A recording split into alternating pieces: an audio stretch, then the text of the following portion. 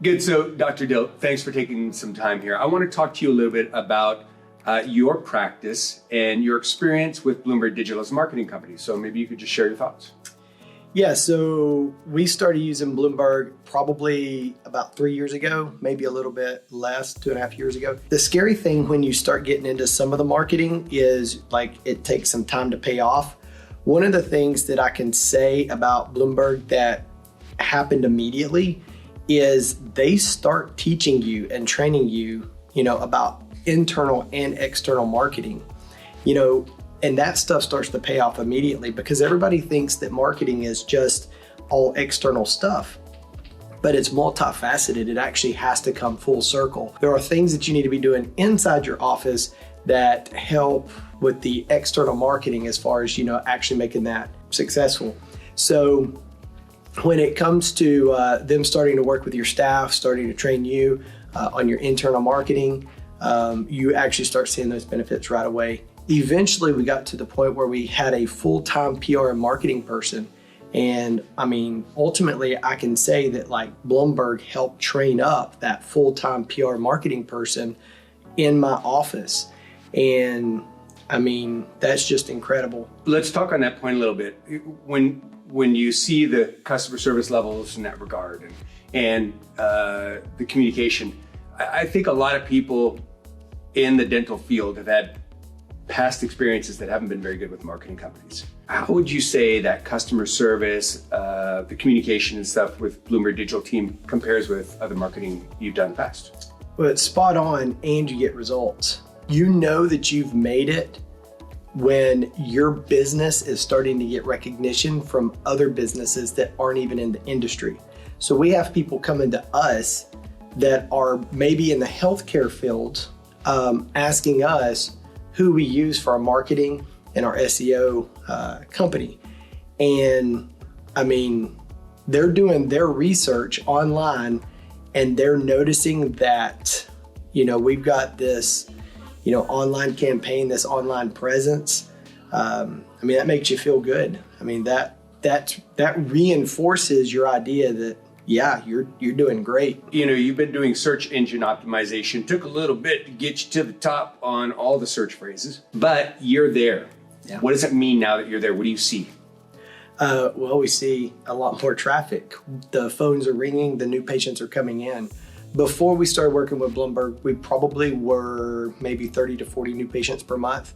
Now we're at, a minimum of 130 new patients a month. And we're talking about quality new patients. I think that's the key with search engine optimization because you can kind of target patients that one, you value, and then you can kind of exclude, things that maybe you're not wanting to market to.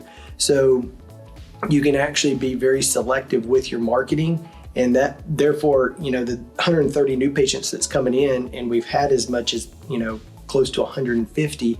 And really, I don't think 150 is the cap. It's, where do you put the patients? For that reason, we're actually expanding and adding more operatories.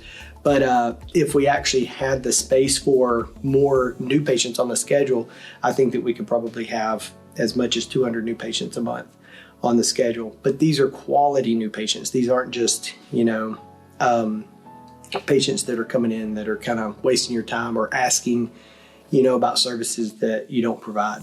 When we take a look at your marketing in general, you're obviously an MG client. Your guys are doing all the training and such. I want to get an idea from you, maybe some tips or suggestions, just general marketing. You've done everything that both MGE and Blumberg Digital has advised. You've got a great team. You've got great team leaders. Your office manager, the person heading up PR and marketing. What could you maybe share some tips that other doctors might like to know? Well, one, you've got a partner, with a really good team. And a lot of what I'm about to say kind of has been ideas that have either come from MG or Bloomberg. Kind of talking about the communication between us and Bloomberg. When our phones aren't ringing, it's a quick phone call. And all of a sudden, I don't know what adjustments they make. It's almost like magic.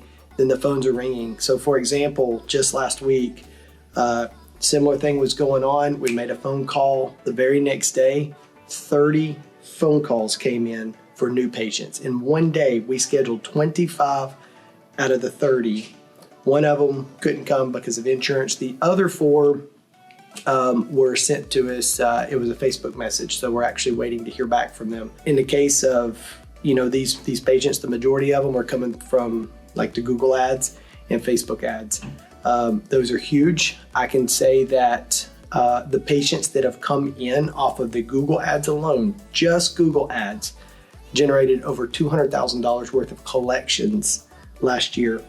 That's just the patient. That doesn't include, if they refer anybody or they have any family or anybody like that comes in, and that's the gift that keeps on giving, because this year there's still going to be patients in our office. We do what's called care to share, which means when, patients are in our office, we get to talking to them about, anybody that they know that may need a dentist, and we give them a card that's called a care to share card, and we put the patient's name or the potential patient's name on the card, and we have it, we give it to our current patient and ask them to give it to them, and there's a gift on that or an offer that's on it. As far as reviews are huge. That's something that Bloomberg really made us pay attention to, because I kind of existed for a while and did not put a lot of emphasis on reviews. Now we play games with our staff to, encourage patients to give us reviews. We are the most reviewed dental office in the Chattanooga area. And, patients come in solely based off of those reviews. It is huge. I really underestimated the power of those reviews.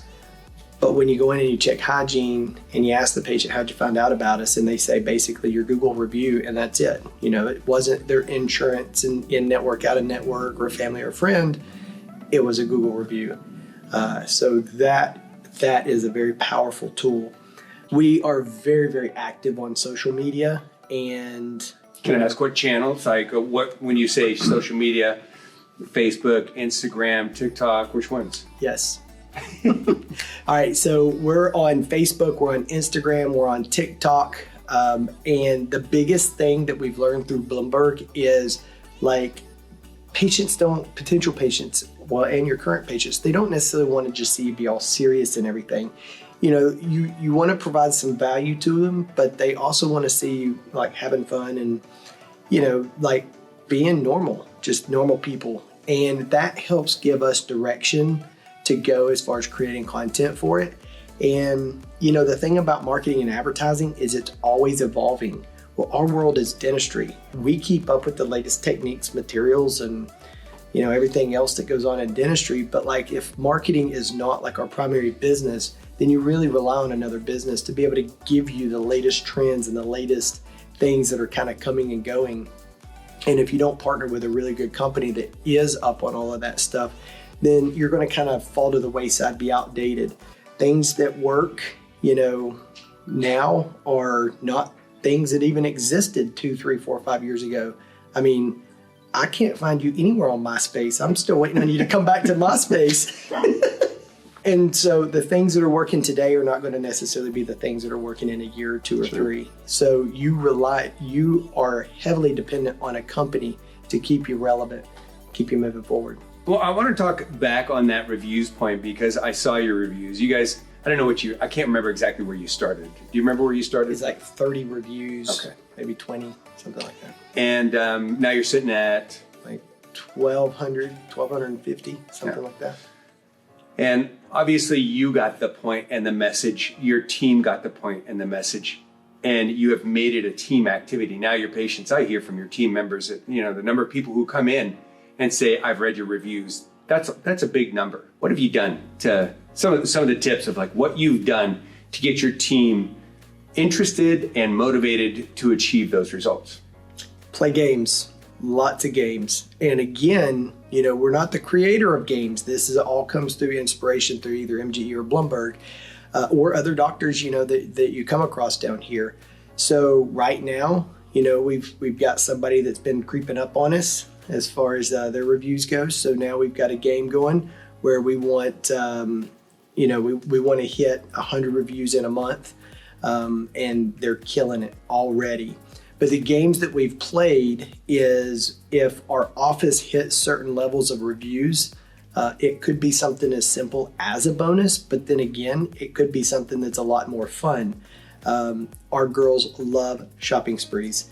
So to schedule off an extra hour of lunch and the mall is close by, they absolutely love like getting some money to go shopping, and they have to blow it on themselves. They can't, spend on anybody else, and they have to spend all the money. So they, we do $100. They have to bring it back to me if they don't spend it all. And I've never had anybody bring me any money back. Show you receipts or show you the... Yeah, well, they all come back and they're eager to show off what they bought and everything. And so they have a big blast. They come back, they eat, and they're showing off what they bought. I mean, they get into it. That is one game that they always ask for. But another game is, we talked to a spa and we said, hey, we're going to send a whole bunch of staff down to you on a Sunday. What can you do for us? And they said, we'll shut the spa down. And, I think we set it up where anybody could get any service they wanted. Well, I mean, it was a group of services, but it was about $35 a person that the office paid. And, we provided, some drinks and some hors d'oeuvres and things for them. And they just hung out. They enjoyed that Sunday afternoon where they just spent a couple of hours with each other, and they each took turns going back and getting their services and just relaxing and enjoying each other outside the office.